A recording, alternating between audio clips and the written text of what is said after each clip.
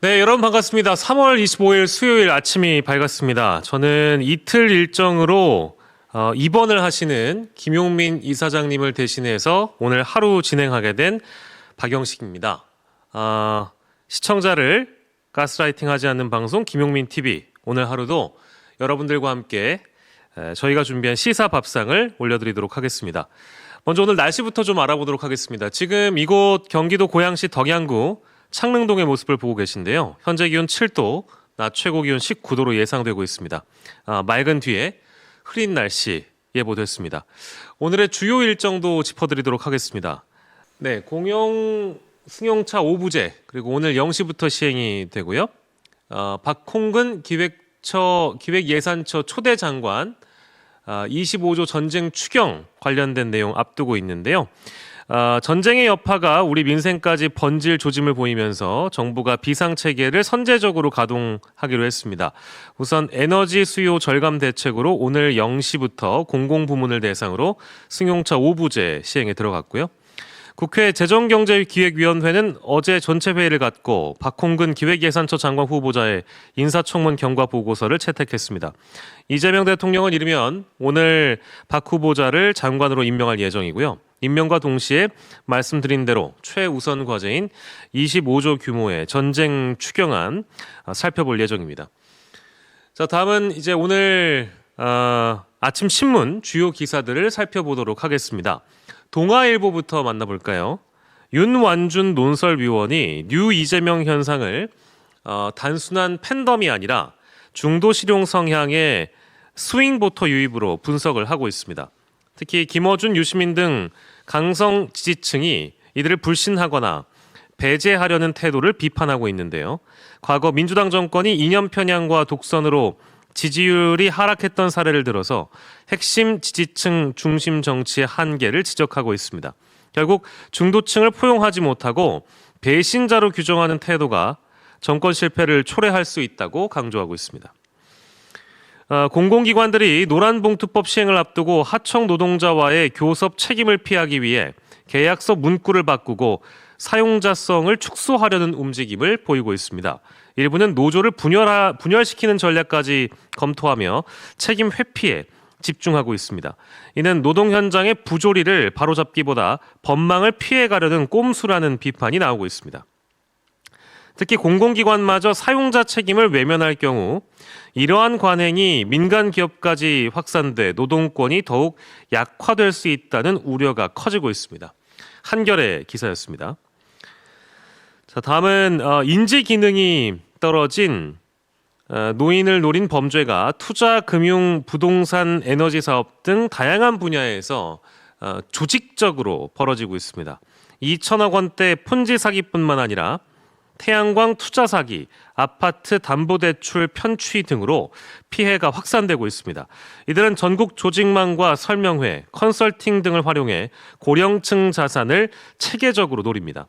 과거 개인 범죄를 넘어 산업화된 약탈로 번지는 양상이지만 관련 통계와 이 대응 체계가 미비해서 피해가 더욱 커질 수 있다는 우려가 제기되고 있습니다. 동아일보의 기사였습니다. 다음 조선일보의 보도를 보겠습니다. 실손보험을 겨냥한 이른바 클리닉 병원이 확산되면서 약자를 대상으로 한 갈취 구조가 하나의 산업처럼 굳어지고 있다는 지적이 나오고 있습니다. 도수치료, 비만, 아동 발달 등 여러 비급여 진료를 한 건물에 묶어 환자에게 의료 쇼핑을 유도하고 보험 청구를 극대화하는 방식인데요. 특히 아동 발달 클리닉 등은 이런 것 등 돌봄 공백을 겪는 가정을 겨냥해 고가 패키지를 판매하는 등 취약층을 공략하고 있습니다.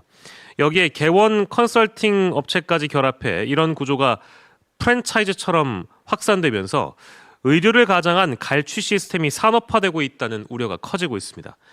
좋은 내용의 보도여서 소개를 해드렸고요. 마지막은 조선일보 사설입니다. 조선일보의 정치적 의도를 걷어내고 성찰했으면 좋은 파트라서 소개를 해드리는데요. 민주당 내 계파 갈등이 지방선거를 앞두고 조기에 표면화하고 있습니다.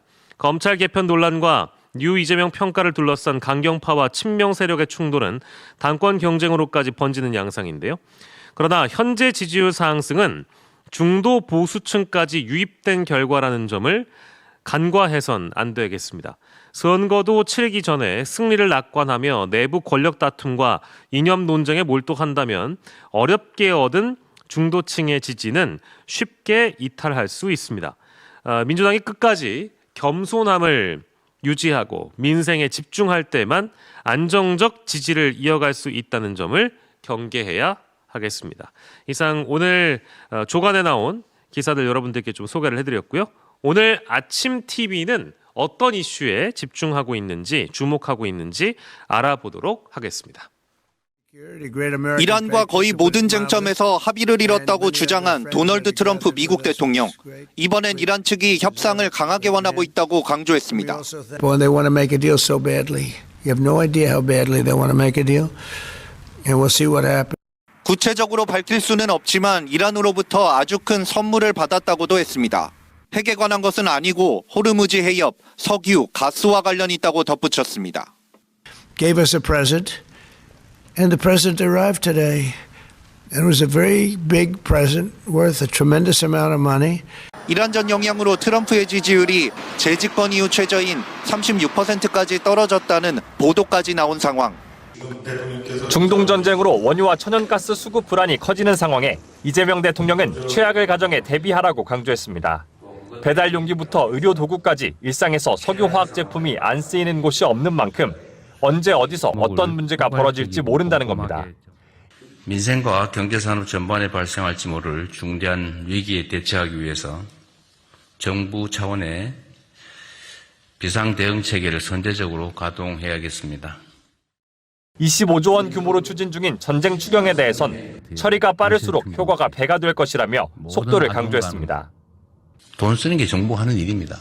잘 쓰는 게 유능한 것이고요. 안 쓰는 게 유능한 게 아니라 그 무능한 데다가 무책임한 겁니다. 빚을 내는 것도 아니고 작년 하반기 경기 호조로 늘어난 초과 세수로 추경을 편성해 지금처럼 필요할 때 국민에게 되돌려준다는 겁니다. 민주당은 서울시장 본경선 후보로 박주민, 정원호, 전현희 3명을 확정했습니다. 권리당원 투표 50%, 여론조사 50%로 다음 달 9일 후보를 뽑는데 과반 득표자가 없으면 2명 결선을 통해 다음 달 19일에 후보를 확정합니다. 오늘도 3선 서울 성동구청장 출신인 정원호 후보에 다른 후보들의 공세가 집중됐습니다. 서울 은평갑 3선 의원인 박주민 후보는 정 후보가 구청장이던 지난해 9월 도이치모터스가 후원한 골프 행사에 참석한 걸 두고 도덕적 감수성이 없는 것 아니냐고 주장했습니다. 주가 조작으로 서민들의 피눈물을 흘리게 했던 기업입니다. 저렇게 문제 많은 기업과 저런 행사를 같이 해야 되는가? 3선 의원으로 국민권익위원장을 지낸 전현희 후보는 정 후보의 구청장 시절 정책 가운데 하나인 공공 셔틀버스 사업을 도마에 올렸습니다. 성공버스는 시민 혈세로 운영되는 선심성 전시 행정이라는 비판을 면하기 어렵습니다. 정원호 후보는 네거티브 공세라고 맞섰습니다. 버스 사업은 교통약자를 위한 것으로 만족도가 높았다고 주장했고 골프 행사는 구청이 후원을 받았던 게 아니며 성동구 체육회 등이 주최한 행사에 자신은 내빈으로 참석했을 뿐이라고 반박한 겁니다. 구청이 받은 것도 아니고 제가 받은 것도 아닌데 사랑의 열매가 받은 건데 왜 지금 저하고 연결하는지를 모르겠습니다.